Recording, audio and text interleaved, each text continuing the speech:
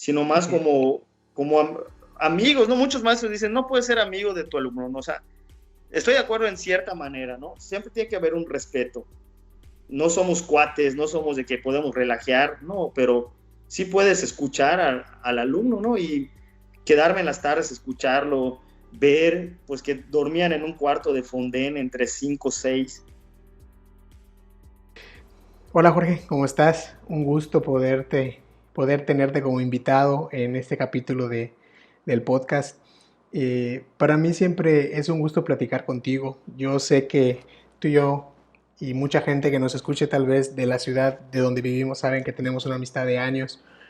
Y para mí ha sido muy satisfactorio y muy asombroso, ¿no? Como que conocer esta parte de tu vida ya después de casi 30 años de conocernos, más o menos 20 años de conocernos. Yo me acuerdo cuando te conocí, creo que tenías 17, 16 años, ¿no? O sea, te conocí más chico, ¿no? Pero ya nuestra amistad empezó cuando tú tenías esa edad. Y pues me da mucho gusto tenerte como invitado a esta plática. Muchas gracias por la invitación y pues igual es un gusto poder platicar contigo y estar en tu programa. Me siento muy halagado por la invitación.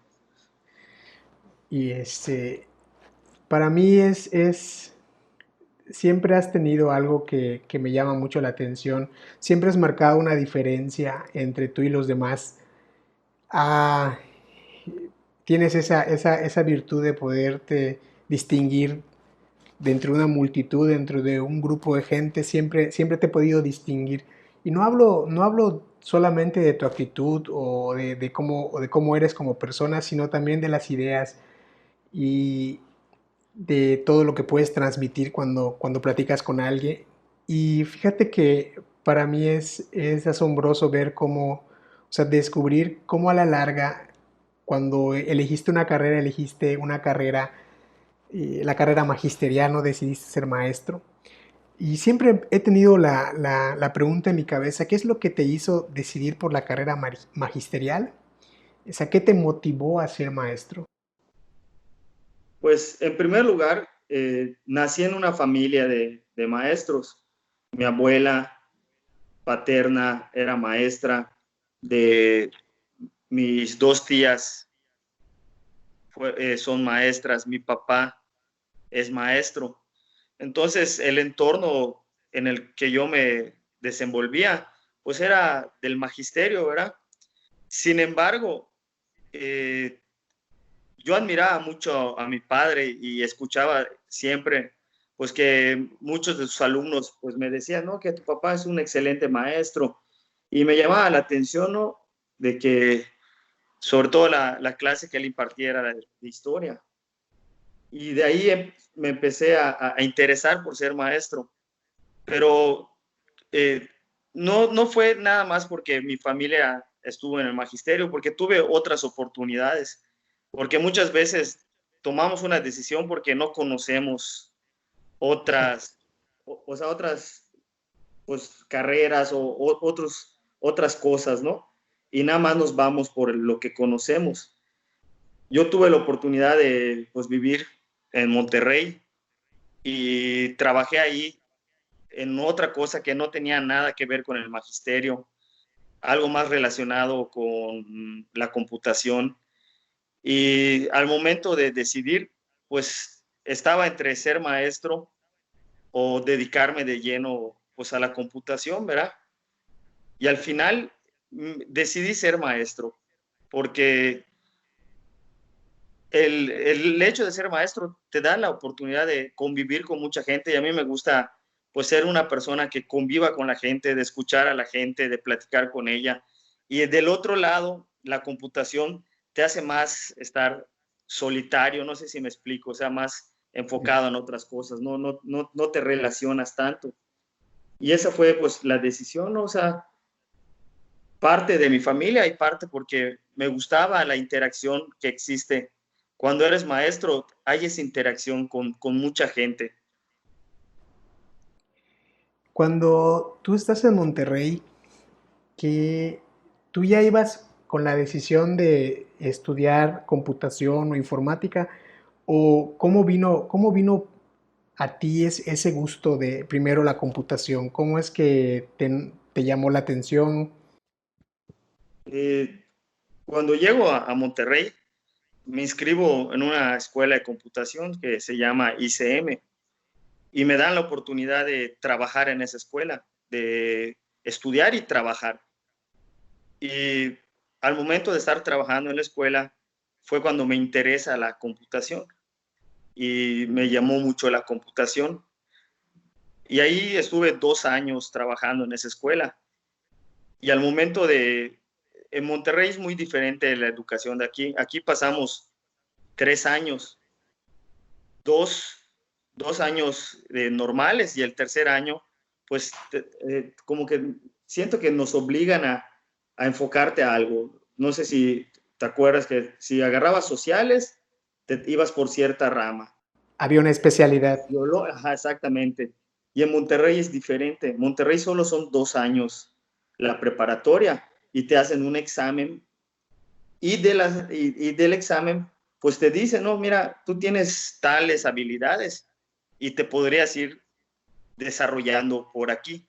Y una de esas habilidades, pues era la de la computación, ¿no? O sea, el estar en la computadora, el manejar ciertas cosas. Y hay algo muy chistoso, ¿no? Que hasta hoy recuerdo, una anécdota. Yo tuve la oportunidad de tener una beca al salir de la preparatoria en el Tecnológico de Monterrey, pues que en ese entonces, creo que hasta hoy sigue siendo una de las mejores universidades. Y tardé un mes en decidir si me quedaba ya de lleno a vivir en Monterrey o regresaba a Valladolid. A mí siempre me ha encantado vivir en Valladolid, pero igual en Monterrey no me sentía mal, me sentía yo cómodo, feliz en Monterrey, me gustó mucho esa ciudad y sí tardé mucho en decidir si me venía o no me venía, ¿no? Para aquí. Y al final pues decidí regresar a Valladolid para estudiar la carrera de maestro. Y pues muchas veces pues me decían, oye, no te arrepientes, o sea, no cualquiera tiene la oportunidad de estudiar en el TEC de Monterrey. Y la verdad, hasta el día de hoy no me arrepiento porque me gusta ser maestro y me gusta lo que hago, ¿no? O sea, no es una decisión que el día de hoy me pese, ¿no? Que, oye, pues dejé pasar cierta oportunidad porque no lo siento yo así. Fue una decisión consciente, me imagino. Lo que pasa es que muchas veces como que hay una constante en nuestra sociedad, ¿no? Que que determinada escuela, determinada carrera es lo que nos va a hacer llegar más rápido al éxito, nos va a hacer llegar más rápido a tener, no sé, dinero. Sí, yo me acuerdo que en esa época, años antes de que tú eligieras tu carrera, cuando yo tengo que elegir la mía y me decido por la carrera, por mi primera carrera que es de psicología, la carrera de psicología, era una carrera que estaba pues nueva en nuestro estado, ¿no? O sea, estaba empezando, solo estaba la Universidad Autónoma de Yucatán, que tenía la carrera de psicología, y la escuela donde yo estudié. Y mucha gente me decía, no te vas a arrepentir, ¿por qué estás eligiendo esa carrera? No sabes si hay trabajo, no sabes si hay mercado de trabajo. Pero yo creo que tu elección fue muy consciente y es lo que yo decía al inicio sobre ti, ¿no? Que te sabes distinguir del resto, porque la mayoría de nosotros pudiéramos haber elegido una carrera en una escuela de prestigio. Yo me acuerdo cuando iba a empezar mi segundo año de carrera, en la ciudad de Mérida abrió una universidad pues más reconocida que la mía, abrió la carrera de psicología. Y la mitad de mi salón y la mitad del salón de la primera generación se dieron de baja para ir a estudiar a una escuela, pues que de renombre. Y pues yo digo, no está mal, ¿no? Pero al final de cuentas, en un lugar como en el que vivimos nosotros, a diferencia de Monterrey, es que tú en Mérida estudias y muchas veces, bueno, en esa época, el maestro que te da clase en la Universidad Autónoma de Yucatán te iba a dar clase en una particular, o sea, era muy difícil que tuvieras que encontrar. El proceso de entrar a la carrera, ¿cómo fue para ti? ¿Cómo fue llegar y decir, hay un examen? ¿Cómo fue el proceso para ingresar a una escuela normal? En el caso de la mía, que era una escuela particular y estaba enfocada a la educación secundaria, pues no fue tan complicado. Se presentó un examen donde solo admitían 25, pero pues no rebasamos el número de aspirantes. Sin embargo, tenías que alcanzar pues cierto porcentaje, ¿verdad? Para poder accesar tenías que alcanzar cierto porcentaje, pero pues no hubo una competencia como pues hay en otros lados, ¿verdad? Bueno, en la misma normal, pero para maestros de primaria, pues ahí sí presentan 200, 300 y solo aceptan 25. Entonces ahí no solo tienes que alcanzar un porcentaje, sino tienes que competir directamente con pues, otros aspirantes. En mi caso, presenté el examen, obtuve el porcentaje que necesitaba y ya me admitieron. Yo sé que hay igual una atmósfera de ustedes, los maestros, los que estudian la carrera de magisterio, cuando terminan la carrera. Yo sé que al terminar, pues viene la parte ahora sí más complicada, porque muchas veces se puede pensar que entrar a la escuela, lograr tener un cupo, lograr, como dicen, no, ya lo difícil no es llegar, sino mantenerse en todos esos años de estudio, pero yo sé que lo más difícil viene cuando terminan la carrera, cuando terminas la carrera. Mi pregunta es, ¿qué emociones son las que experimentan ustedes cuando salen y ahora sí tienen que buscar un contrato, tienen que buscar un lugar donde trabajar, tienen que buscar una base federal, una base estatal? ¿Cómo es, qué emociones son las que experimentan ustedes al momento de salir de la carrera y tener que entrar a la vida laboral? Fue algo complicado. Te voy a explicar primero, porque cuando yo entro a la carrera, no había un examen para obtener plazas, sino que las podías heredar. O sea, si tu papá era maestro, tu mamá era maestra y ella se jubilaba, te podía heredar la plaza. Entonces, en ese transcurso de que yo entro al primer semestre, se rompe eso y empieza a haber un examen para poder tener una plaza. O sea, ya empezabas a competir con otros egresados para obtener una plaza. Se eliminó eso de que te podían heredar tu plaza. Entonces ya cuando yo a salir, pues ya estaba yo en mente que tenía que presentar un examen para obtener pues una plaza, ¿no? Segundo, yo entrando a séptimo semestre de la carrera, pues yo ya me caso. Y es pues diferente, ¿verdad? Que termines siendo soltero, pues que termines la carrera cuando pues ya estás casado, ya es otras responsabilidades. O sea, ya es muy diferente, ¿no? Entonces yo ya termino la carrera casado y voy y presento el primer examen en el 2006. Presento mi primer examen pues para obtener una plaza de historia por horas, porque pues los que conocen el sistema educativo mexicano saben que los maestros de secundaria pues es por horas. Si tú das historia, pues tienes ciertas horas, si das matemáticas, o sea, es por horas, ¿no? Y pues yo presento por horas y me gano una base por horas. Entonces yo pues ya sabes, ¿no? Todo contento, o sea, saliendo de la carrera, me gano la base, digo, no, pues, o sea, pues feliz, ¿no? Llego a la Secretaría de Educación y me dicen, ¿sabes qué? Eh, Tienes una base de 6 horas, porque historia eran 3 horas a la semana que iba a impartir clase, de 6 horas en Colonia, Yucatán. Y digo, o sea, 6 horas en Colonia, Yucatán. Le dije, o sea, pues solo no puedo viajar diario, me tengo que quedar pues, a vivir ahí, ¿no? Y rentar una casa, comida, recién casado.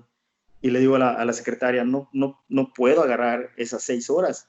O sea, le voy a terminar pidiendo dinero a mi esposa para poder ir a trabajar. Le digo, o sea, si yo fuera soltero, pues me voy, ¿no? O sea, no hay problema.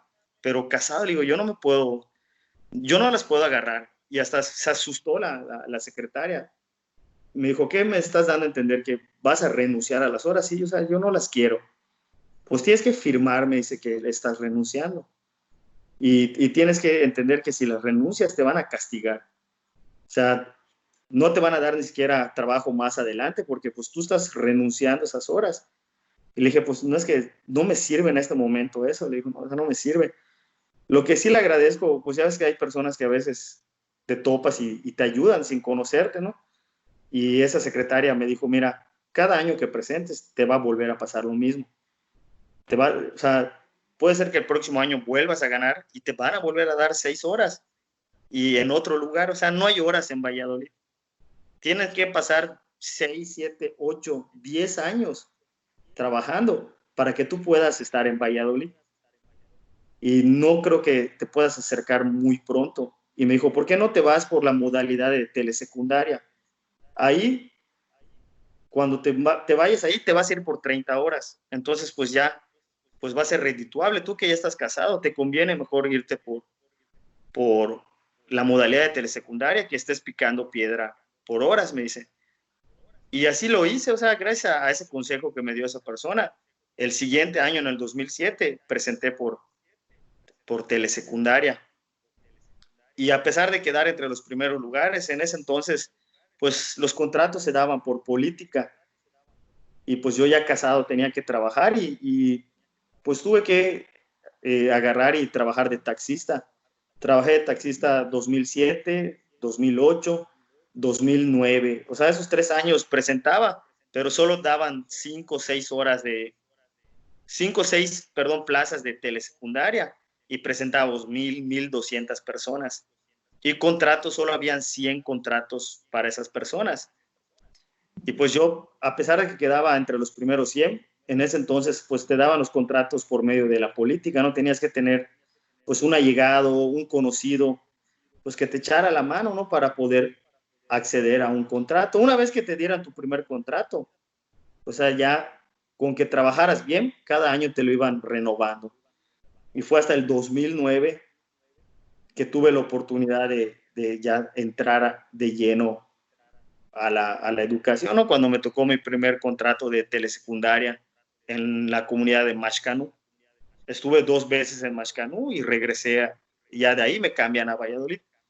Fue un poco complicado porque estamos hablando del 2009, ¿no? Que fue mi primer contrato. Y yo obtuve plaza hasta el 2018. O sea, me la pasé casi 10 años presentando examen, presentando examen.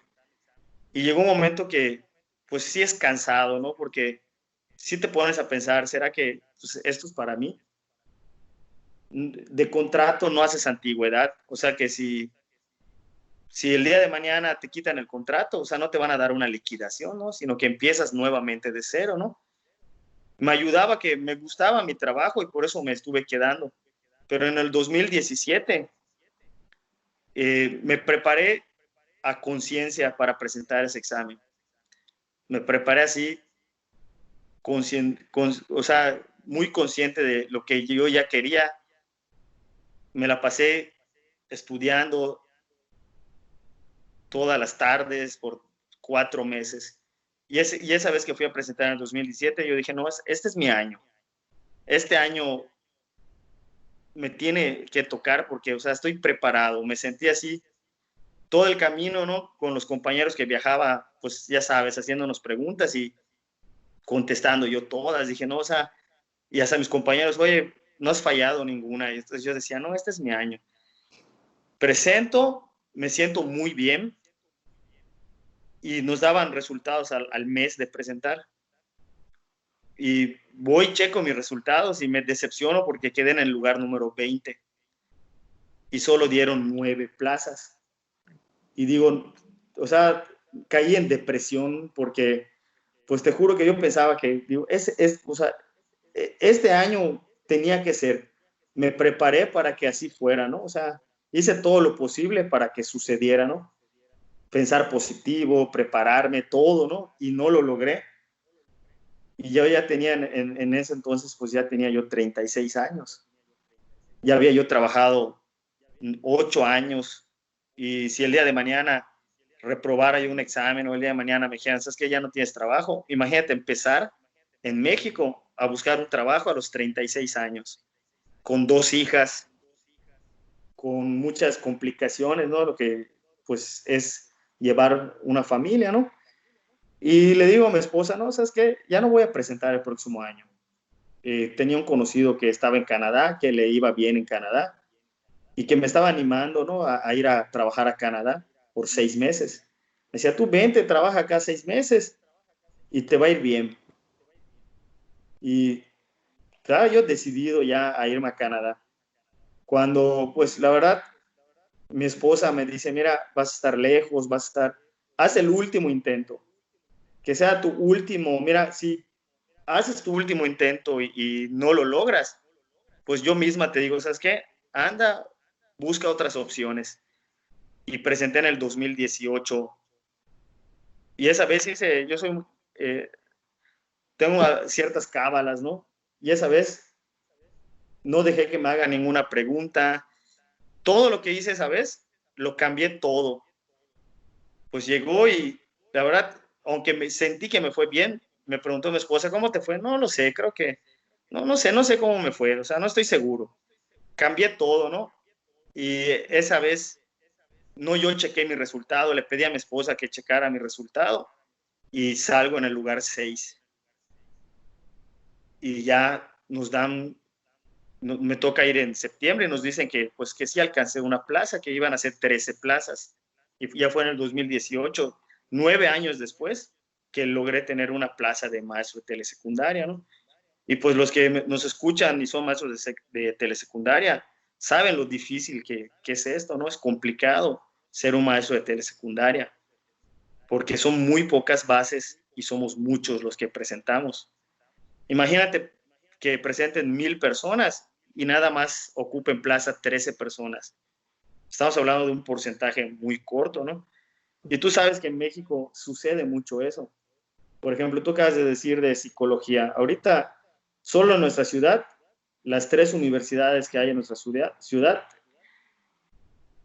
dan la carrera de psicología y muchas veces no solo tienen un salón, tienen 2, 3 salones de psicología.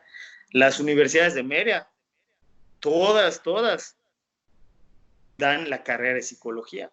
Y las carreras que tú me digas están muy sobrepobladas, ¿no?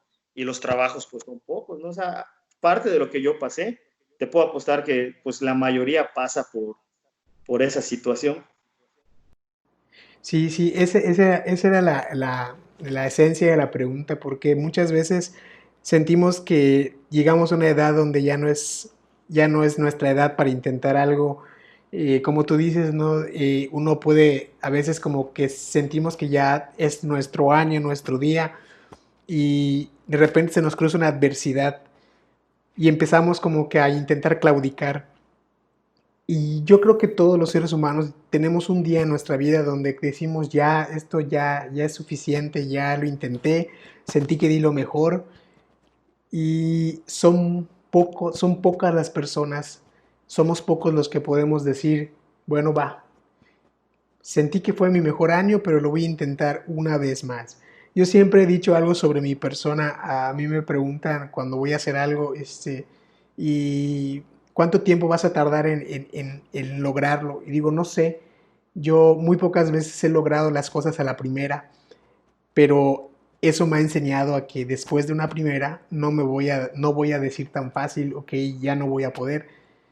Entonces como que nos volvemos los maestros de las segundas oportunidades o de las siguientes oportunidades porque sabemos que pues la vida no es así como nos las pintan muchas veces de que llegamos y porque sentimos que el día es grandioso, va a ser grandioso, sino que hay que trabajarlo. Tú mismo lo dijiste, en el 2018 hiciste muchos cambios cambiaste mucho tu estrategia en el 2018 a como la tuviste en el 2017 cuando a lo mejor en otra ocasión alguien pudiera intentar la misma estrategia una y otra vez, ¿no? Como dice la frase, quieres un resultado diferente y no lo vas a lograr porque estás haciendo lo mismo, ¿no? Entonces, para lograr un resultado diferente, hay que hacer una estrategia diferente. Y como que a veces nos cerramos. Hay algo que cuando yo empecé a conocer tu trabajo, tu vida laboral ahora, o sea, yo tengo una connotación de ser maestro. Digo, en mi casa, ¿no? Mi mamá, mi madre era maestra.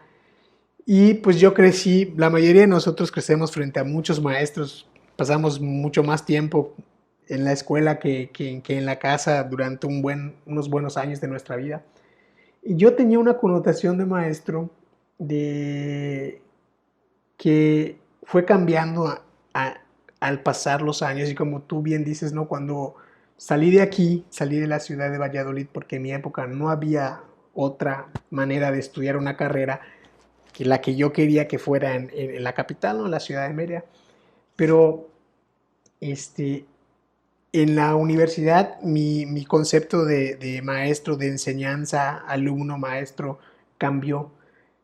Pero cuando yo empecé a conocer tu trabajo actualmente entre las pláticas entre amigos, ¿no? Y empezabas a compartir ciertos detalles de tu carrera, a mí me diste un giro completo del concepto de ser maestro y en específico porque, como bien dices, ¿no?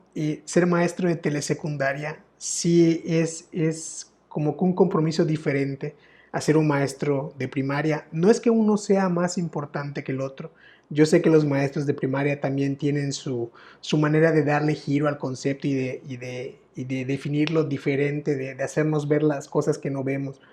Pero cuando yo empecé a escuchar tu, tu manera de trabajar, cuando yo empecé a escuchar cómo todo eso cambió mucho de ti en tu vida, yo dije, el maestro es la persona que más nos puede aportar, nos puede influir en nuestra vida, ya sea negativa o positivamente, y muy pocas veces les damos el mérito que merecen. La misma política durante muchos años los trató muy mal, ¿no? O sea, los trataba de una manera que no se merecen. Hoy entiendo que no se merecen esa manera. Y yo lo que quiero preguntarte específicamente es, ¿qué fue lo que te motivó a implementar tus clases de manera diferente a lo especificado? O sea, ¿qué te hizo agregar tu filosofía de la felicidad y de la empatía a tus clases? Eh, Primero, con respecto a lo que comentas, si tú te acuerdas tu educación primaria, ¿cómo era el maestro en la educación primaria? Muy pegado a nosotros. ¿Sí me explico? O sea, porque él nos tenía que enseñar, pues, aprender a leer, aprender a sumar ciertas cosas que pues no sabíamos, ¿no? La base. Pero no sé si recuerdas que cuando pasamos a la secundaria, había algo que en los salones antiguos hoy en día ya no se usa, ¿no? O tal vez en algunas escuelas antiguas se usa, que se llama cátedra, que era como que, ¿cómo te explico? O sea, un peldaño, se le puede decir, ¿no? Como de 10 centímetros, donde iba el maestro, ¿no? Porque en la Sí. secundaria se suponía que el maestro nos iba a dar cátedra, que nosotros éramos, pues, un vaso al cual el maestro iba a llenar con su conocimiento. Entonces, a muchos nos pegaba mucho ese cambio, porque tú decías, o sea, de la maestra que te abrazaba y estaba junto a ti y cuando te caías no te pasó nada, como una segunda madre, un segundo padre. Venía a la secundaria una separación, ¿no? O sea, como que te tengo que ver de arriba y así, ¿no? Entonces, cuando yo tomo la carrera, eh, siempre pensé, tuve un maestro que admiré en la carrera, que se llama el maestro Daniel Pinzón.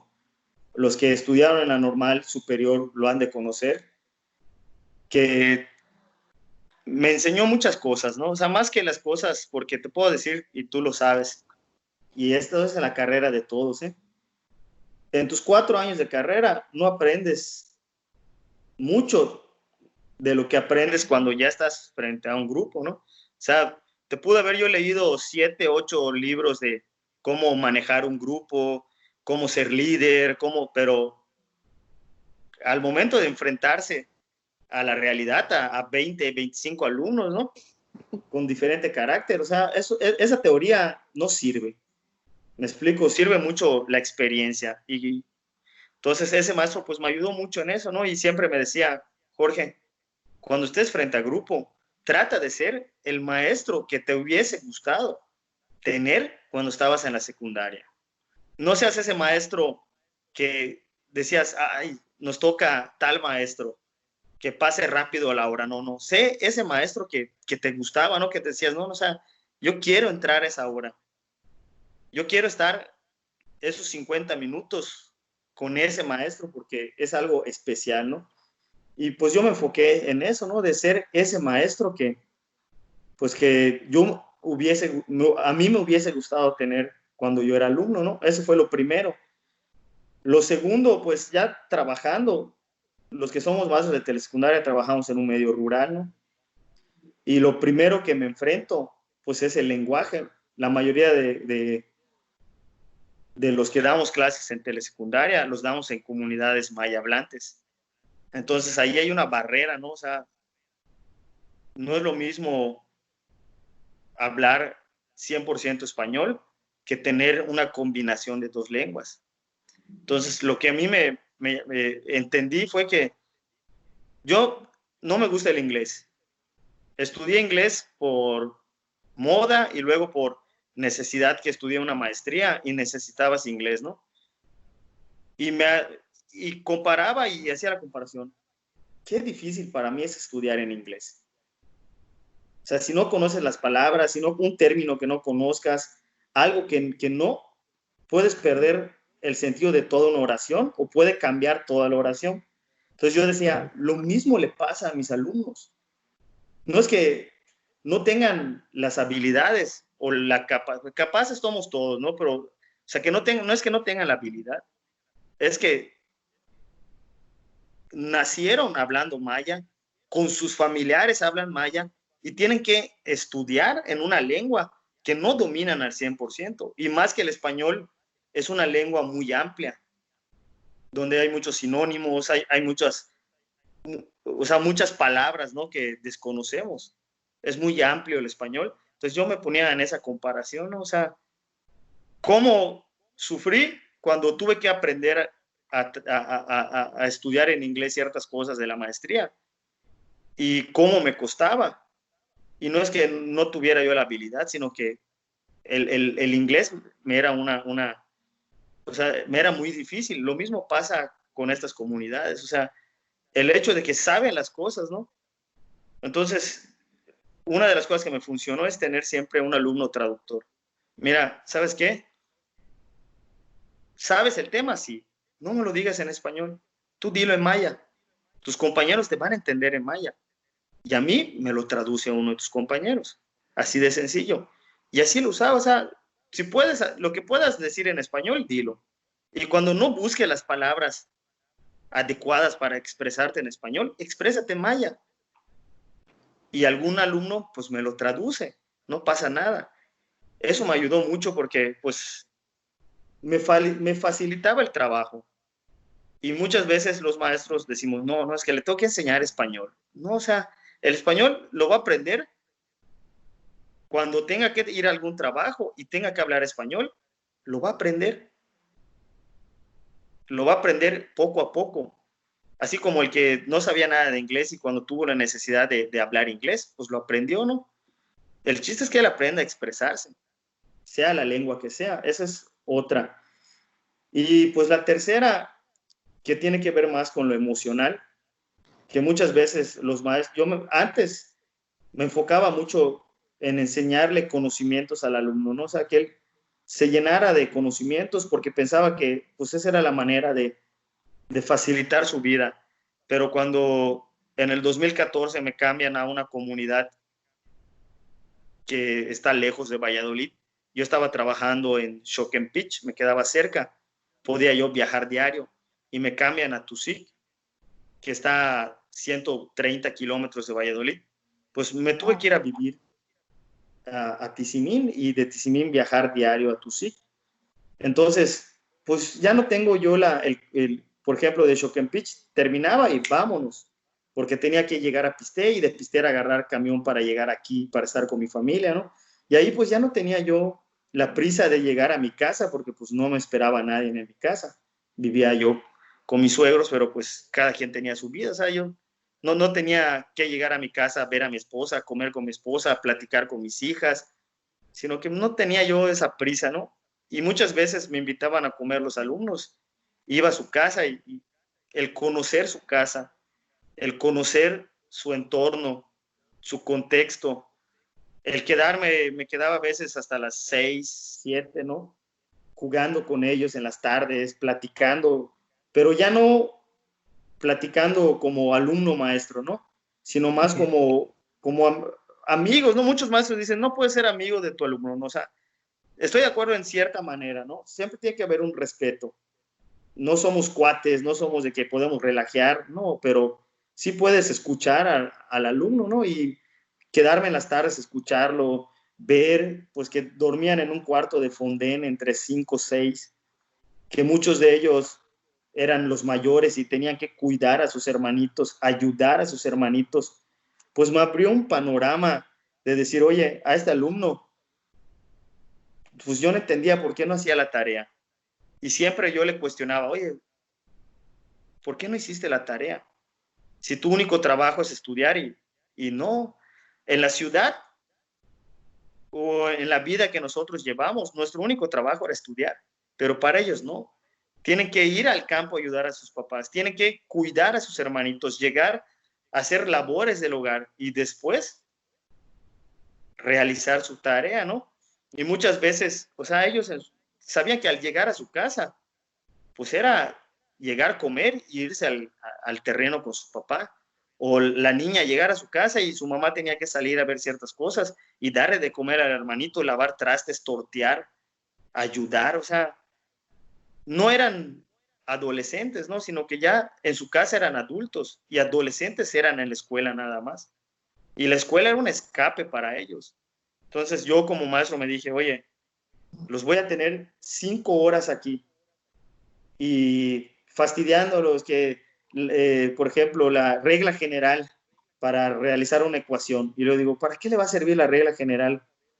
O hacer tal cosa, ¿no? O sea, digo, lo que ellos necesitan es sentirse escuchados, que se les ayude, que se sientan cómodos en la escuela, que puedan desarrollar una habilidad. Si tú sabes pintar, mira, enfócate, hazme tus trabajos con un mapa mental, dibujando. Si tú sabes lo que a ti se te facilita es hablar y no sabes cómo escribir un ensayo, pues grábate hablando el ensayo como si fuera un monólogo. ¿Sí me explico? O sea, cambiar ese chip de decir, ¿sabes qué? Las tareas me las van a hacer así, tienen que ser así, sino que darle la oportunidad a ellos de desarrollar las habilidades que tenían. De que se sientan cómodos en la escuela. No sé si me explico la idea. Sí, sí, sí, sí, sí, sí, claro, sí, sí, está claro.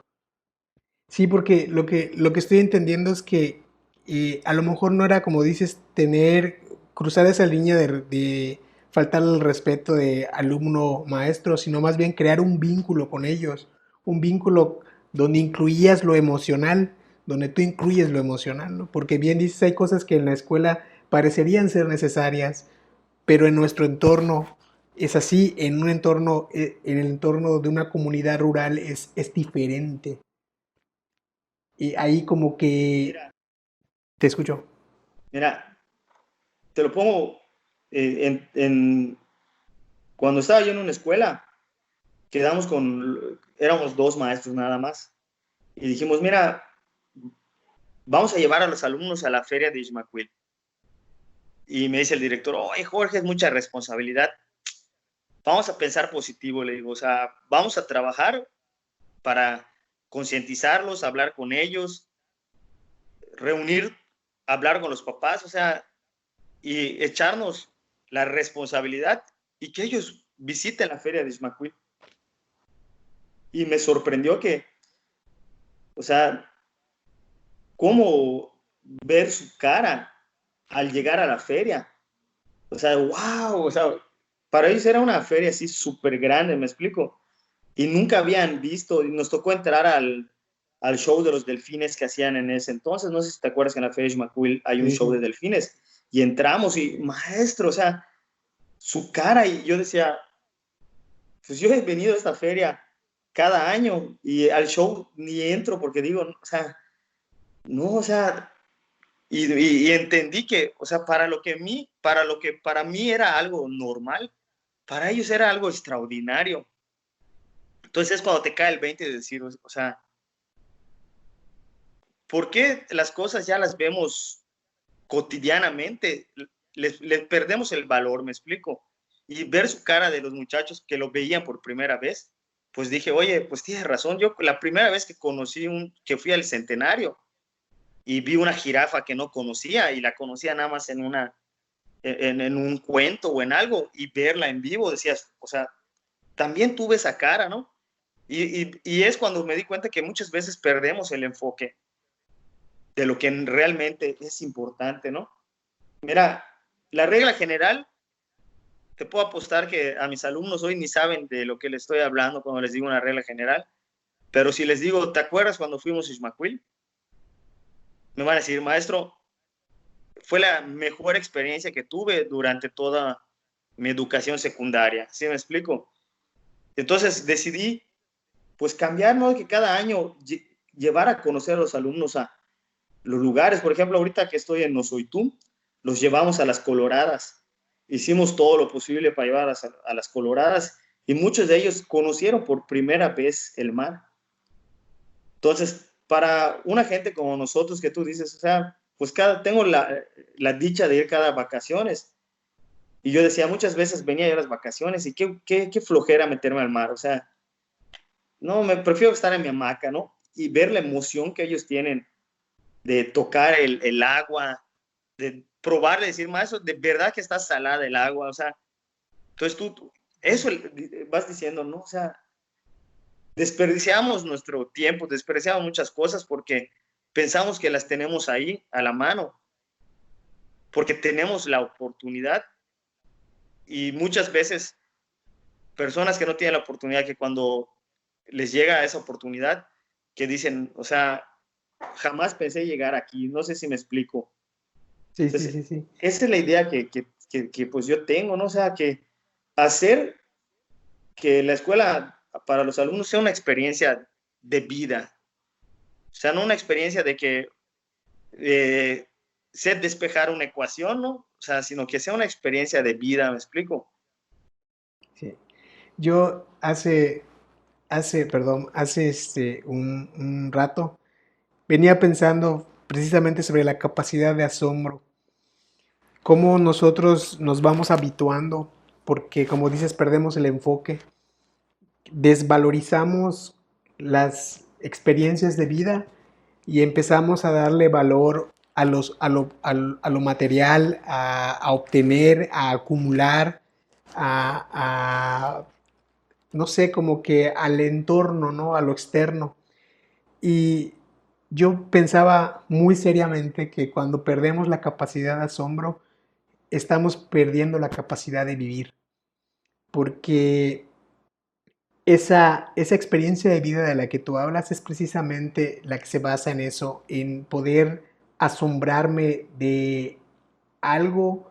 A lo mejor pudiera yo no asombrarme como la primera vez, pero si me enfoco y observo, sé que voy a descubrir algo nuevo. A mí me pasaba mucho con el cine.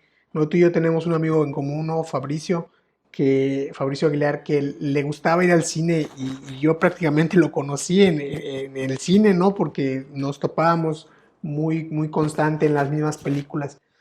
Y la gente me preguntaba, ¿por qué ves una película dos, tres veces? Porque en la segunda vez voy a ver cosas que no pude ver en la primera.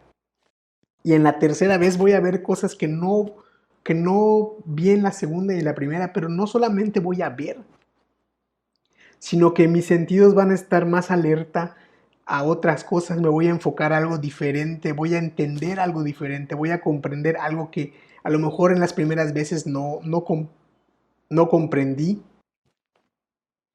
pero sí, eso es exactamente lo que a mí me llamaba la atención de tu manera, de que la escuela la has vuelto para ellos una experiencia de vida y no no es precisamente un cúmulo de calificaciones como era para nosotros. que tenías que llegar a tu casa y decir, mira, pues mamá, papá, me fue mal en esta materia, sino que llegan a su casa con algo nuevo, ¿no? Con algo que los va a motivar a lo mejor a ser felices en ese momento, a compartir esa felicidad cuando lleguen, a saber que hay alguien como tú, ¿no? Que les puede brindar esa oportunidad de vida que muchos de nosotros podemos tener, como dices, en la ciudad, pero parece ser que para nosotros aquí, en este medio, la felicidad ya es algo cotidiano y pierde el valor de hacernos ir para adelante, ¿no? Eh, Cuando tú estás con ellos en este proceso de crear el vínculo, ¿tú cómo te empiezas a sentir frente a ellos? Pues mira, cuando me toca empezar a trabajar con ellos, al principio sí me fue difícil porque, te vuelvo a repetir lo del lenguaje y todo, pero cuando ya creas un vínculo, pues es algo que pues no se puede explicar, porque ellos ya te ven de otra manera. O sea, sí te ven como un maestro, pero ya te ven de diferente manera. Y eso se ve en los ojos de los alumnos, ¿no? O sea, ya hasta el más terrible que tú decías, cuando lo escuchas, te llegas a sorprender la capacidad, las habilidades que tiene, ¿no? Y que tú dices, mira, ¿qué ensayo me hizo? Cuando me habían dicho, porque los maestros siempre llenamos unos, ¿cómo se dice? Como que unas fichas descriptivas de los alumnos, ¿no? Pero te voy a decir, sinceramente, nunca leo esas fichas. Nunca leo, yo, o sea, nunca he leído esas fichas. ¿Por qué? Porque leer esas fichas es predisponerme a que este alumno es así. Jamás, y siempre que entro al salón, es lo primero que les digo, mira, aquí tengo unas fichas descriptivas, pero no les voy a hacer caso. Yo les quiero conocer a ustedes. Y cuando vas conociéndolos, vas creando el vínculo, vas entendiendo muchas cosas, ¿no? Y yo me siento bien, aprendo de ellos. Por ejemplo, pues yo aprendí a chapear de los alumnos, porque nos tocaba salir a chapear la escuela porque no tenemos intendente y se reían de mí los alumnos. Más, no así se chapea. No, ¿y por qué? No, así tiene que chapear. Y entonces ellos se sienten bien igual porque, oye, mira, le enseñé a chapear al maestro, ¿sí me explico? Y decirle, oye, y tal cosa. No, maestro, o sea, cosas del campo, pues que ellos lo saben porque desde niños lo han mamado, ¿no? Que te lo van enseñando a ti, ¿no?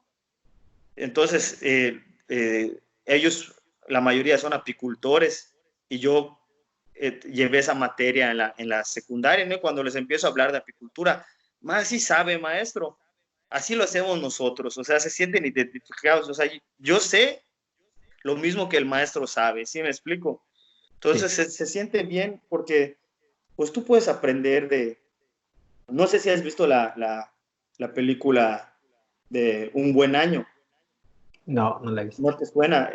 Es del mismo que hizo del Gladiador, ¿cómo se llama? Russell Crowe, Russell, Ah, sí, ya sé. que es, que es una persona que creció en un viñedo, pero cuando fue grande, o sea, se empezó a enfocar en el dinero y se olvidó, ¿no? De la vida que llevó ahí. Entonces, en una de parte de esa película, el tío tenía un tío, le dice que, pues, hay una frase que dice que esto demuestra que la sabiduría puede venir de cualquier persona, porque el que cuidaba las uvas le enseñó al niño algo. Entonces le dice el tío, eso yo no te lo enseñé. No, me lo enseñó el campesino, ¿no? Y dice el tío, eso es una muestra que la sabiduría la puedes obtener de cualquier persona. O sea, no tiene que ser un sabio el que te enseñe, ¿no? El hecho de que, por ejemplo, en la comunidad donde yo estoy ahorita, hacen carbón.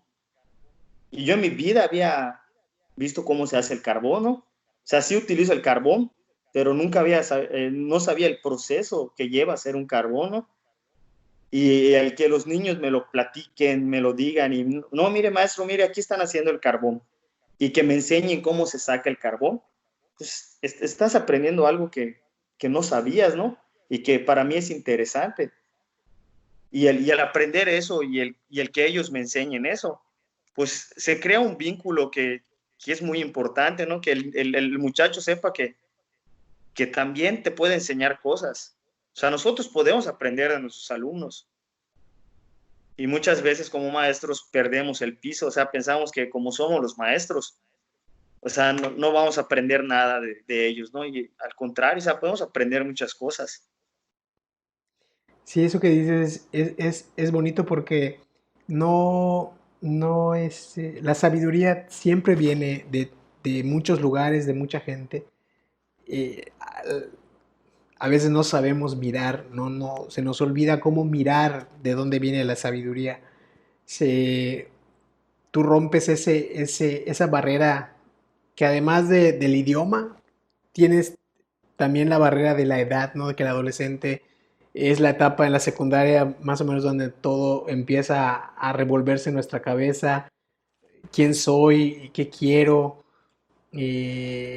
toda mi vida voy a vivir aquí, cómo salgo, cómo apunto hacia afuera, cómo es en tu filosofía de la empatía y la felicidad me gusta mucho la, que el tema principal es crear una experiencia de vida, darle al alumno esa seguridad de que no solo está aprendiendo, sino que también te está compartiendo algo. Yo tengo ahora en mi cabeza una pregunta sobre tu educación, sobre la tuya, Jorge. ¿Qué maestros te inspiraron a crear tu filosofía de vida y llevarla a tu trabajo? ¿Qué maestros fueron los que te inspiraron a empezar a ver esa profesión de manera diferente? O a lo mejor en el momento no te diste cuenta de que estaban provocando algo diferente, pero ¿qué maestros fueron los que hoy en día cuando estás trabajando reconoces como las personas que te dieron la apertura para crear esta filosofía para los adolescentes? Ya te había mencionado al maestro Daniel Pinzón que estuvo en la carrera, pero ya cuando empiezo a trabajar, me topé con varios maestros, ¿no? Pero, por ejemplo, de los que aprendí mucho fue del maestro Porfirio Arceo, que trabajé con él en Shock and Pitch. Cuando llego ahí en Shock and Pitch, él pues me va enseñando muchas cosas, ¿verdad? Sobre el trabajo del maestro, el papel que juega el maestro de telesecundaria, ¿no? Y a él, pues nosotros los seres humanos vivimos de imitar, ¿verdad? O sea, desde que nacemos vamos imitando modelos, ¿no? Y a él, pues yo le imité muchos modelos que yo veía en él, que a mí me llamaron la atención y dije, pues yo los voy a poner en práctica también. Y también otro, cuando trabajé en Shwilu, le aprendí mucho al maestro David Mesh, que su historia de ese maestro me encantó. Ese maestro estudió en una escuela telesecundaria y al final se convirtió en un maestro de telesecundaria. Entonces, ¿quién mejor para entender a los alumnos, para comprender a los alumnos de una persona que pues estudió en una escuela como ellos, que salió de una comunidad como ellos, porque él es de Choquempich y se fue a Mérida, estudió su carrera, ganó su plaza de maestro de telesecundaria y le tocó trabajar en Xuilup y ahí es donde me lo topé. Y yo admiro mucho a ese maestro y a los alumnos siempre lo pongo de ejemplo, ¿no? De decir, o sea, no porque estés aquí, no quiere decir que puedas luchar por algo. Si tú quieres ser maestro, lo puedes lograr. Y les pongo de ejemplo al maestro que salió de una escuela telesecundaria y se convirtió pues, en un maestro de telesecundaria y aparte fue responsable muchos años de una escuela. Y a él, pues él me enseñó mucho lo del lenguaje porque yo tuve una experiencia que me tocó un salón que eran casi 100% maya. Y él me dijo lo del alumno traductor y él me dijo pues que pues se pueden desarrollar en maya, o sea, y más que ahorita aprendí a apreciar la lengua maya. En mi época, me acuerdo que cometíamos el error de que cuando hablábamos, escuchamos que alguien hable maya, o sea, como que lo sentíamos raro, ¿no? Pero, o Sí. sea, la maya es una lengua que aprendí a conocer, a valorar, y yo siempre se lo digo a los muchachos, o sea, son afortunados de saber hablar maya. O sea, muchos en mi entorno decían, no, yo quiero hablar inglés.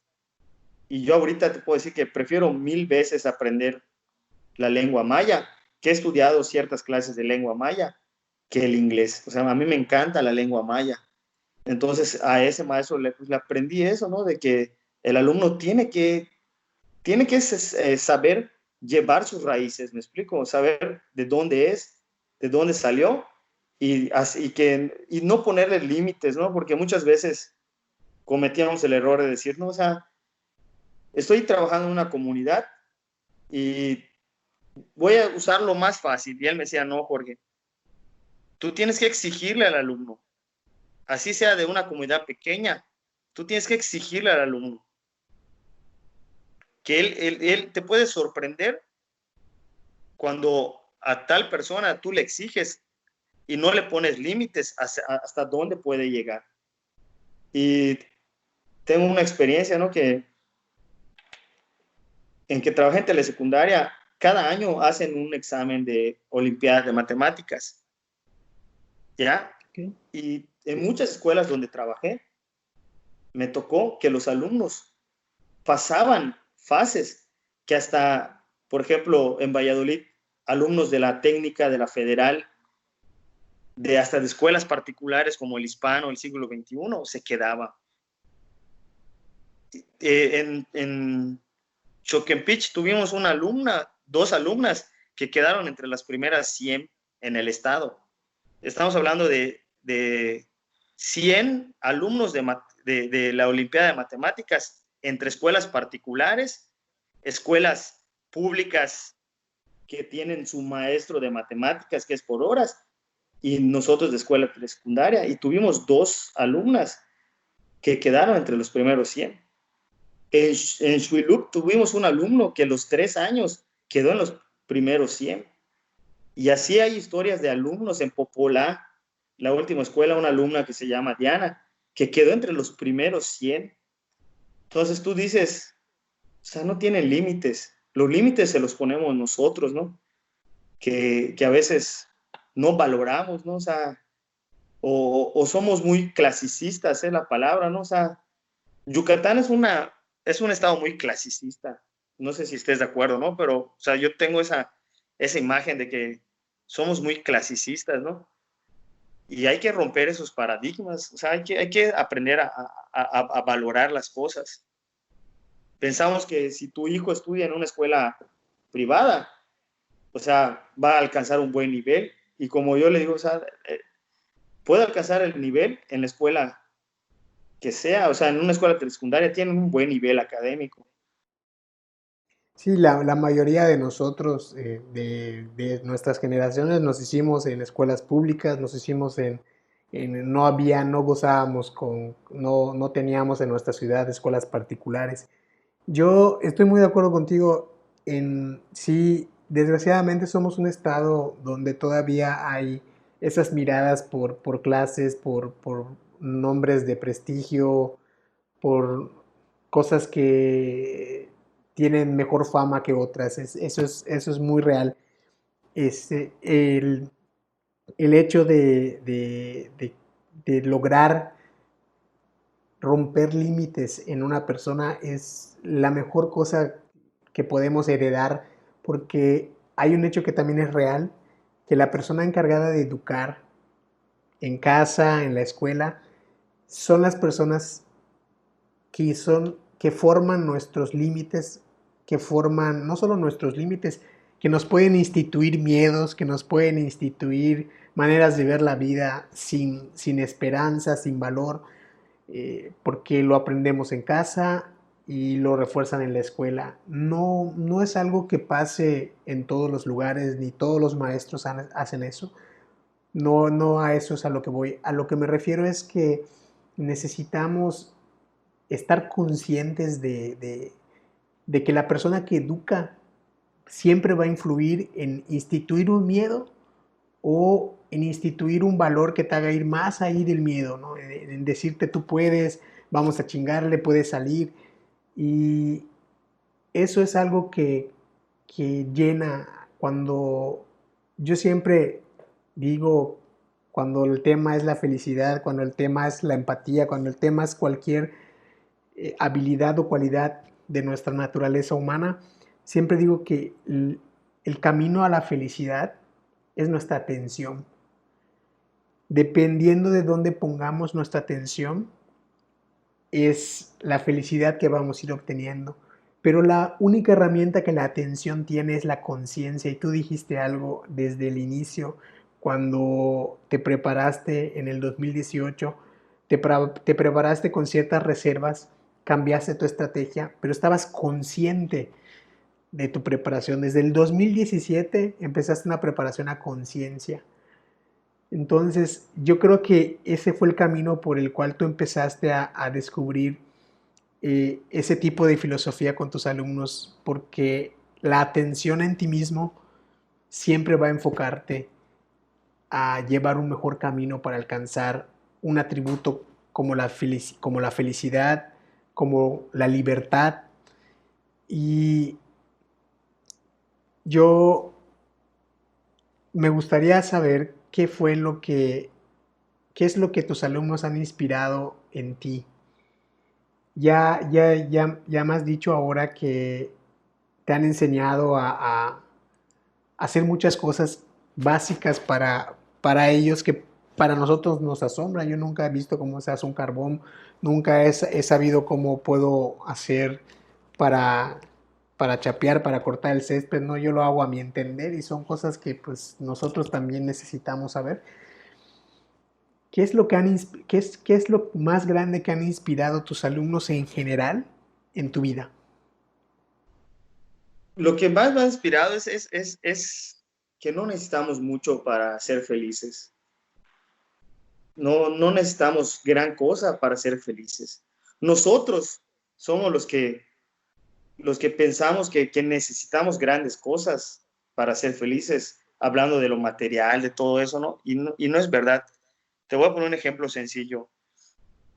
Cuando me toca ir, que me invitan a un cumpleaños de un alumno para quedarme a comer a casa de un alumno, llego a esa casa, me siento y me dan lo mejor, güero. O sea, sí, es un poco de carne, me dan la mejor frijol con puerco, es decir, me dan el pedazo más grande de carne. Aunque ellos coman frijol nada más, me lo dan, me explico. Entonces digo, o sea, estas personas lo poco que tienen, lo comparten. ¿Ya? O sea, llegar a una casa y nunca te va a hacer falta el pan, nunca te va a hacer falta porque lo poco que tengan te lo comparten.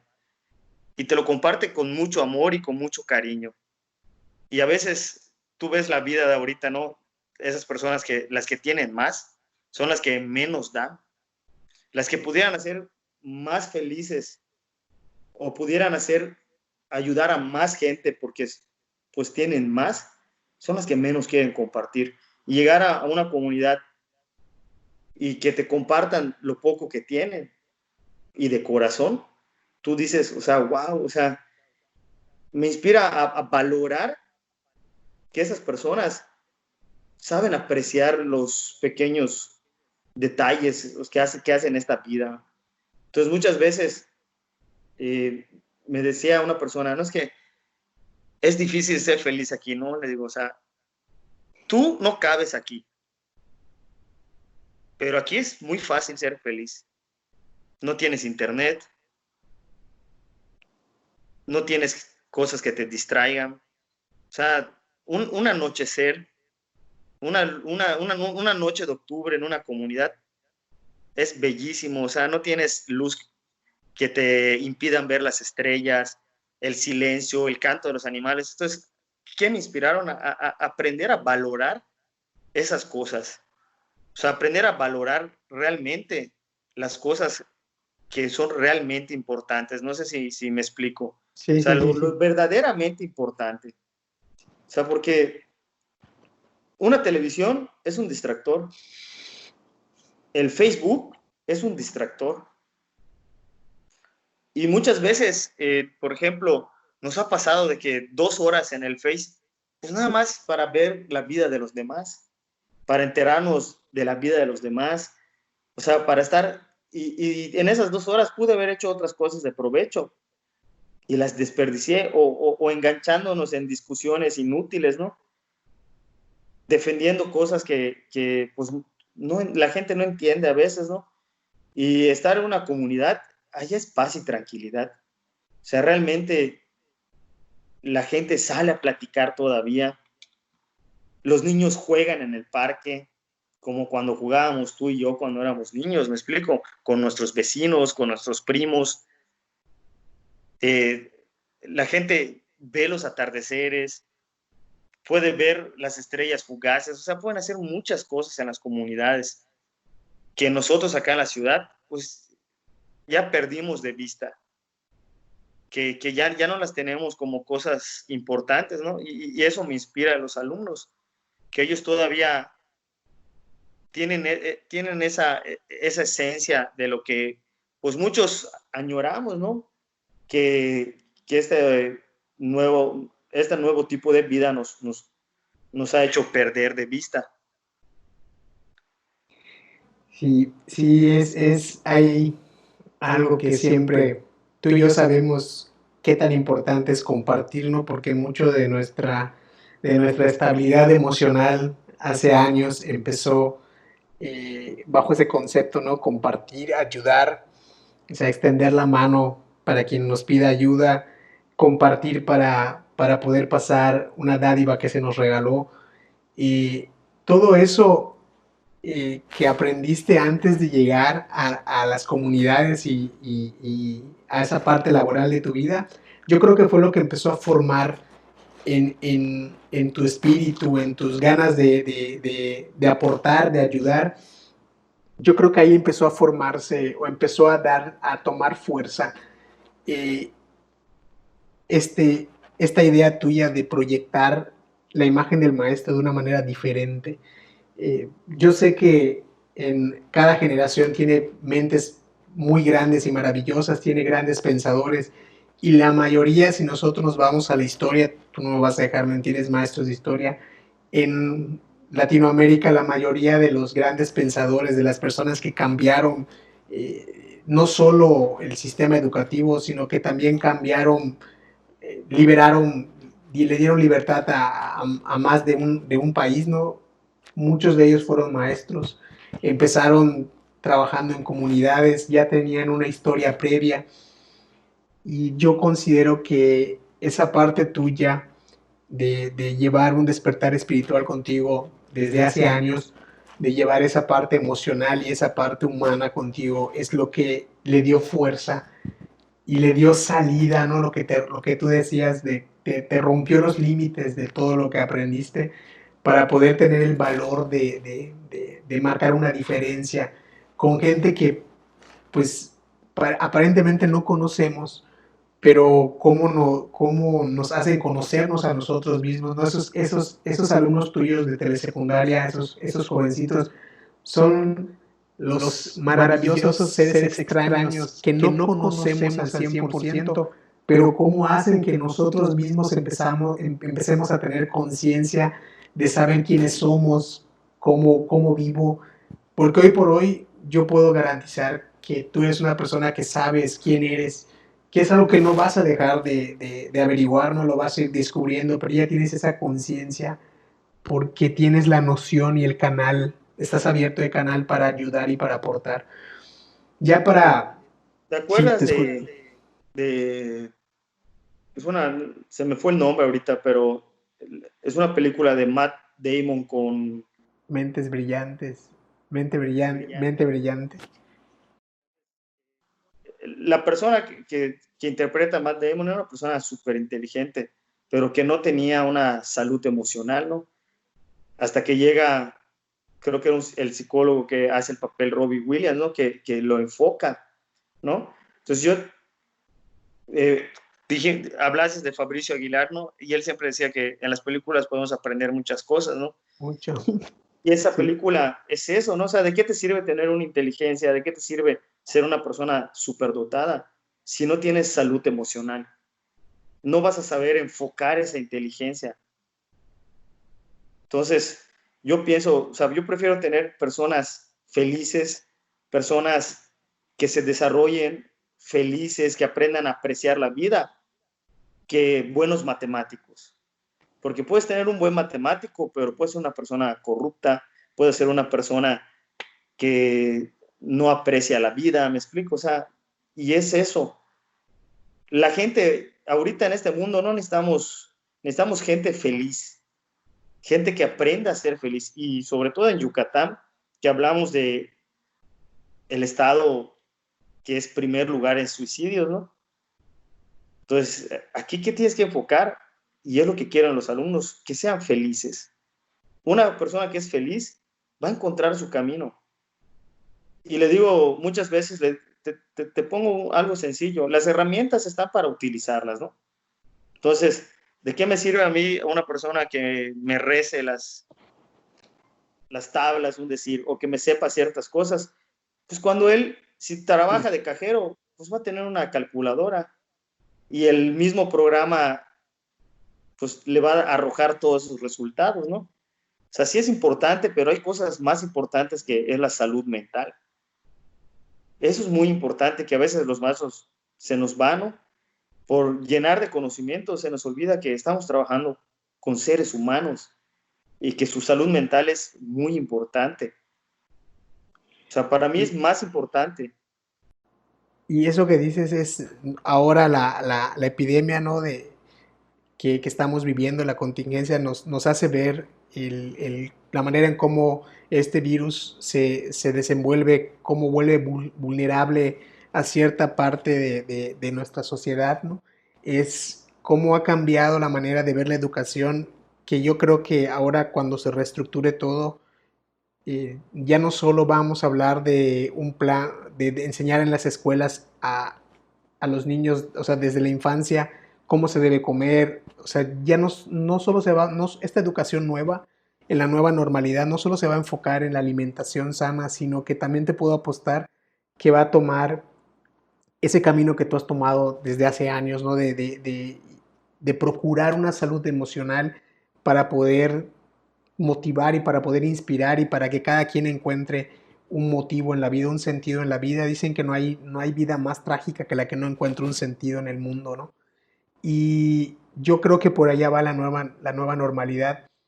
Y yo hace unos meses, viendo una foto donde estamos tú, yo y otros amigos, yo comentaba que nosotros, o sea, en especial ustedes, mis amigos, son la nueva normalidad desde 1980, solo que no habíamos tenido la oportunidad de que ahora, ¿no? Diga, podamos decir por lo menos a nosotros mismos, mira, tu idea no estaba lejos de la realidad.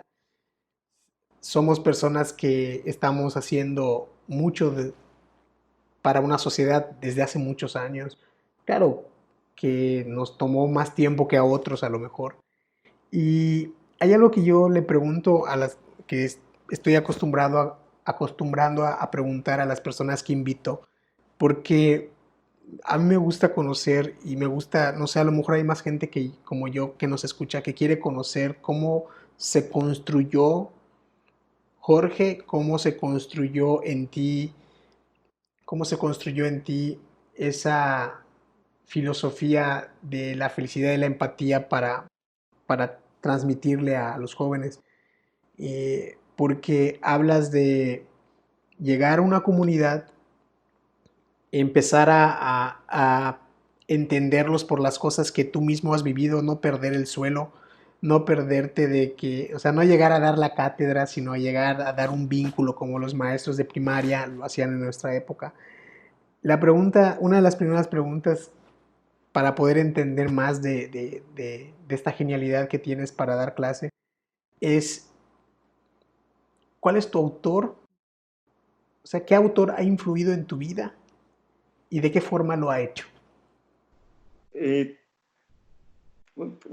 He leído algunos autores, es una mezcla, no es solo uno, ¿no? Ok. Pero un libro que influyó mucho en mi vida es el del Principito, de Anthony Saint de Exupéry, que es un libro pequeño, de pocas hojas, pero lleno de sabiduría. Entonces, esta persona lo he leído en diferentes etapas de mi vida, y en diferentes etapas de mi vida le he sacado diferentes conclusiones.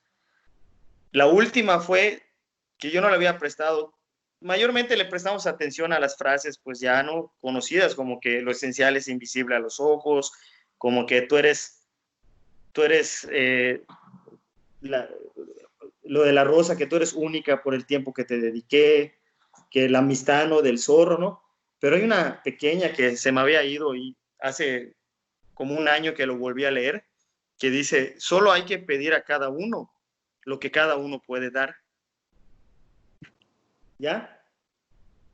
Esa es la clave ahorita, porque ahorita yo he llevado una vida que me ha tocado sufrir, me ha tocado echar a perder muchas cosas. Tú me conoces porque llevamos una amistad de muchos años, ¿no? Y has visto mi evolución, pero pues muchas personas se quedaron pues con cierta imagen mía, ¿no? Que pues no me interesa mucho la imagen, ¿no? Pero porque hemos estado dando muchas imágenes alrededor, no hemos construido. Las personas cambian. Hay una canción que me encanta mucho de Mercedes Sosa que es Todo cambia. Y es la realidad, todo cambia, o sea, todo cambia. Entonces, esta frase, ¿por qué me llegó mucho? Aprendí a ser feliz cuando aprendí a aceptarme a mí y aceptar a los demás. Dejar de exigirle a los demás cosas que no iban a poder dar. Mi hija es un decir, ellas tienen que encontrar su camino, no les puedo decir cómo vivir, no les puedo enseñar, nada más las puedo apoyar y guiar, ¿me explico? A mi mamá, pues si mi mamá es una persona ya grande, no la voy a cambiar. Ella ya es como es y solo me queda aceptarla, amarla, como así como es. Mi papá, o sea, aprendí a decir, a ser feliz cuando dije, o sea, yo no puedo cambiar al mundo, solo me puedo cambiar a mí mismo.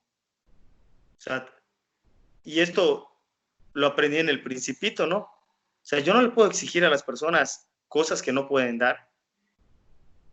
O sea, ellos tienen que dar lo que me quieran dar. Y yo tengo que aceptar recibir lo que me quieran dar. Entonces, muchas veces nosotros estamos esperando más de las personas. Si te hago un favor, el día de mañana me hablas y, oye, ¿me puedes hacer un favor? ¿Sabes que no puedo? Ah, es un malagradecido, yo siempre le hice favores, o sea, ¿me entiendes? Tienes que aprender a entender que la vida es así, ¿no? Que si tú haces algo, lo tienes que hacer de corazón, sin esperar nada de nadie. Creo que hay un poema de William Shakespeare que también lo explica, ¿no? De que por qué soy feliz. No sé si lo has leído. No, Y es no, la realidad, o sea, tenemos que aprender a vivir así, ¿no? Como decía el Principito, o sea, tenemos que aprender a dar lo que queramos dar y a recibir lo que nos quieran dar. Al final, eh, empezamos una vida con muchos amigos, ¿no? Y esos amigos se van quedando en el camino. Y cuando tú dices esa foto del recorrido, que fue creo que un diciembre que nos reunimos y hace poco nos volvimos a reunir, te das cuenta que quienes realmente se quedaron a tu lado, ¿no? O sea, muchas personas pasaron por nuestra vida, nos dejaron cosas, pero pues nuestros caminos fueron, cada quien siguió su camino, ¿no? Y realmente hoy en día volteas a ver y ves quiénes están contigo caminando a tu lado en esta nueva vida y dices, o sea, están las personas que tenían que estar y se fueron las que se tenían que ir. ¿Me entiendes? Porque en algún momento, como adolescentes o jóvenes, tratamos de encajar en una sociedad, ¿no? Pero luego te das cuenta que, pues que no, o sea, tú tienes que ser como tienes que ser, le agrades o no le agrades a las personas. Y a las personas que les agrades, tal como eres, pues esas son las personas importantes. Yo te puedo decir que muchos desperdiciamos mucho tiempo en nuestra vida, mucho tiempo en nuestra vida tratando de agradar a los demás. Y es una pérdida de tiempo, Completa. querer agradar a los demás. Agrádate a ti mismo. O sea, es lo único que importa, que tú te sientas bien contigo mismo. Y eso es lo que yo quiero transmitir en los alumnos, que ellos aprendan a aceptarse, que aprendan a... No siempre vas a estar de acuerdo con los demás, no siempre vas a agradar a los demás, pero que aprendas a que lo que piensen los demás de ti no te interese. Lo que te debe interesar es lo que tú piensas de ti. Exacto. Eso es lo más importante. Son las ideas que más debemos cuidar, las que tenemos sobre nosotros mismos. Una última pregunta ya para, para terminar, porque ¿cuál es tu frase favorita? ¿Cuál es la frase que constantemente está en tu cabeza? ¿O qué fragmento de poesía o de un libro es la que está constantemente en tu cabeza? A lo mejor no todos los días, pero sí en esos momentos donde dices, me tengo que acordar de esto. ¿Cuál es tu frase que ha marcado tu vida y lo hace constantemente? Eh, pues una frase que me gusta mucho es que, ya se me va por acá, es de, la dijiste hace poco, ¿eh? Si no me equivoco es de Einstein, creo que es de Einstein, que dice que solo un loco hace lo mismo, o sea, solo un loco hace las mismas cosas esperando resultados distintos, ¿no? Sí, Entonces es es una de frase que Albert Einstein. cuando entro en ciertos momentos de la vida que me empieza a ir mal, me acuerdo mucho de esa frase, digo, o sea, vamos a cambiarle.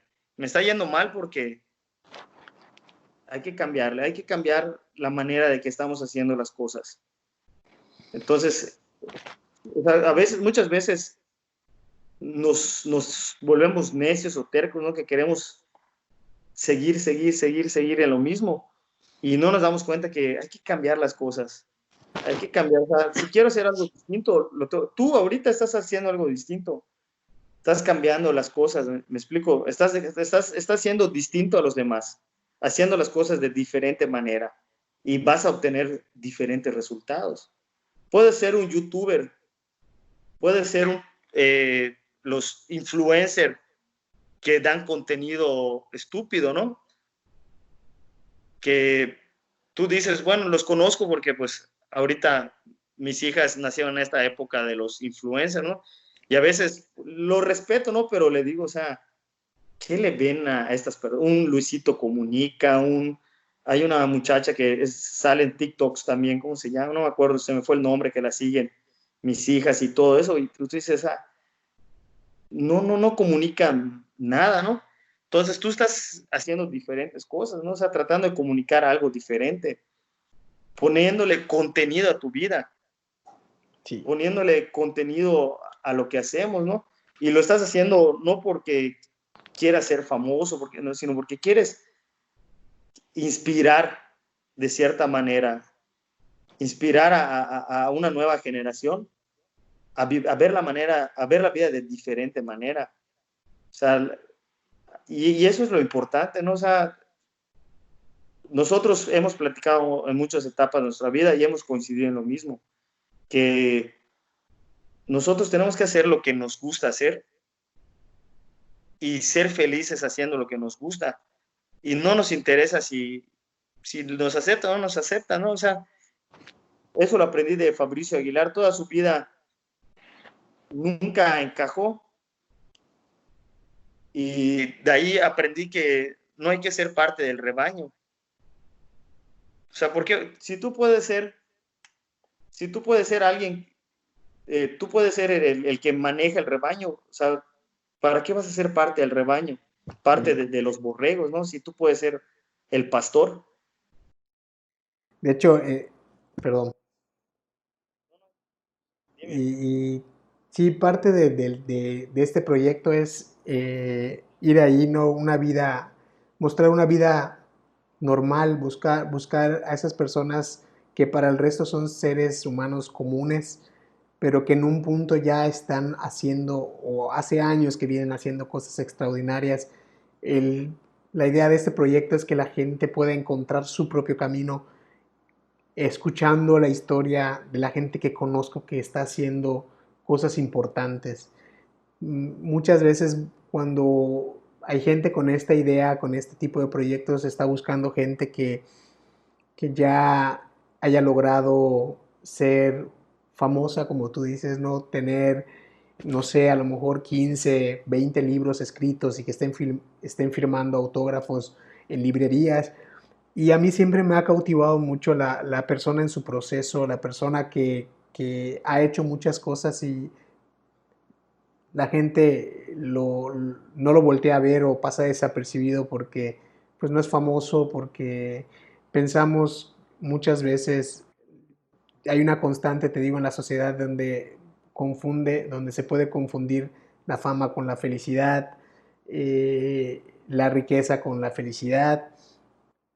Y yo lo que quiero es que la gente cuando te escuche, cuando escuche a la gente que he estado invitando y que voy a seguir invitando, es que sientan esa empatía y hagan ese vínculo de decir, mira, yo también trabajé, ¿no? de taxista y a lo mejor me falta esa oportunidad por tomar, ¿no? Como la tomaste tú, porque pues buscar un trabajo en medio de nuestros sueños a veces es una zona de confort, a veces en esa etapa donde empezamos a buscar un sueño, tenemos una idea, nos llega una oportunidad de ganar dinero y dicen por ahí que el tiempo que más perdemos es cuando nos dedicamos a ganar dinero, ¿no? El tiempo, el tiempo que perdemos, el tiempo que más perdemos es cuando nos enfocamos a solo ganar dinero, ¿no?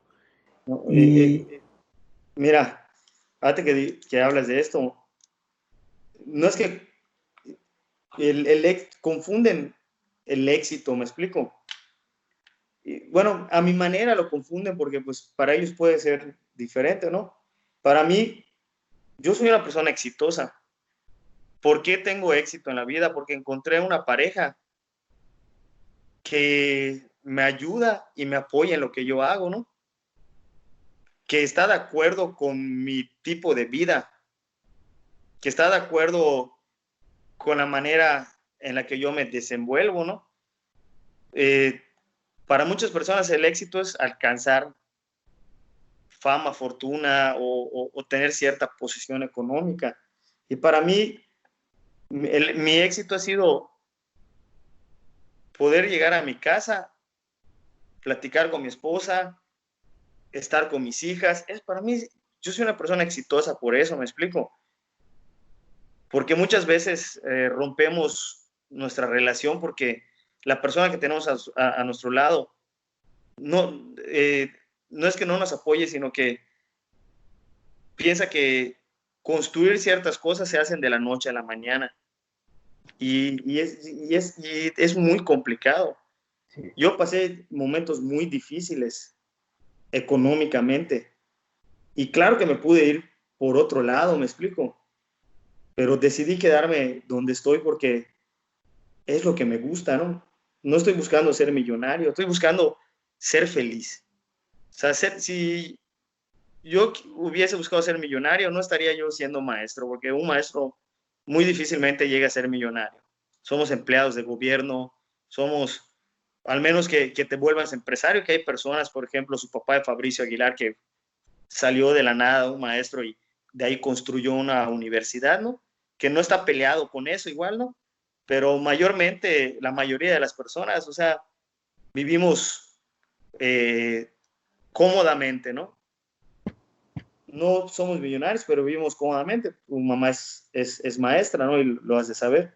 sí, sí, sí. Entonces, es muy importante definir qué es éxito, porque para mí es una cosa, el éxito para ti, yo sé que el éxito para ti es muy parecido al mío, ¿no?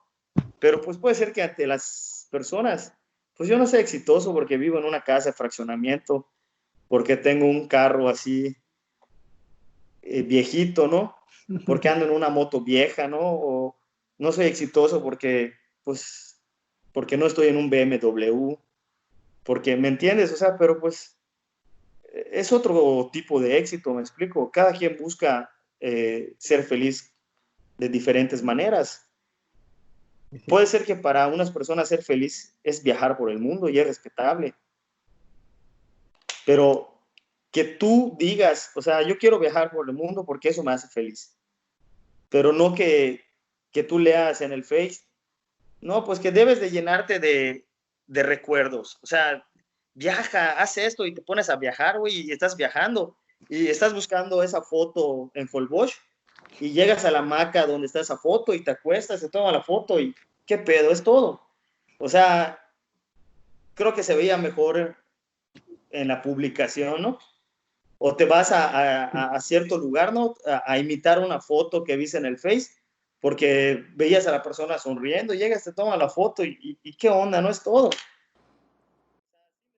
sí, sí, sí. No, Explicando. no, no, no, sí, sí te entiendo. Y sí, tienes mucha razón en lo que dices, porque eh, el éxito es eso que vamos a hacer, pero que la decisión es consciente, que la decisión es auténtica. Si quieres viajar, que tu decisión sea auténtica. Si quieres tener un imperio, tener una empresa y crecer, que sea auténtica, que no sea por llenar un vacío o porque la gente te respete por eso, ¿no? Y pues para mí es un gusto, Jorge, poder haber platicado contigo, conocer. Para finalizar, te voy a dar un ejemplo. Eh, a mí me encanta regresar a Monterrey, porque fui feliz en Monterrey, tengo amigos en Monterrey. Entonces, cuando me preguntan, ¿dónde irías de viaje a Monterrey? Hasta entre la misma familia, oh, estás loco, ya fuiste muchas veces, allá no quieres conocer otros lugares, no. Yo quiero regresar a Monterrey.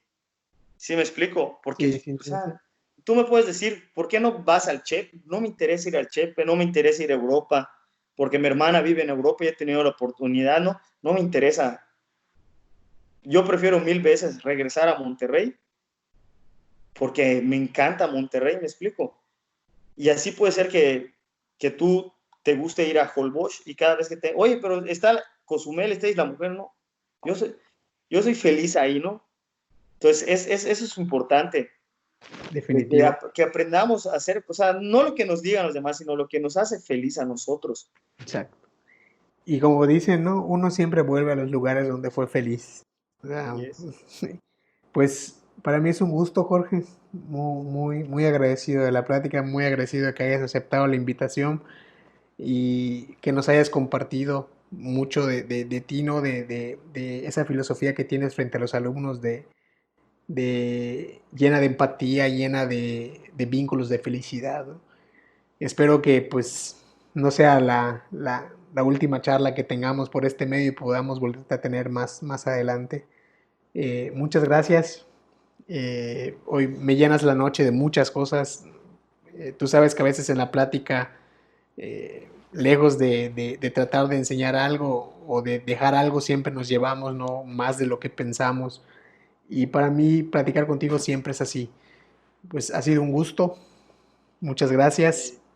Te agradezco mucho la invitación, ¿no? O sea, siempre te lo he expresado, ¿no? Soy un admirador tuyo de tu trabajo, me encanta tu trabajo.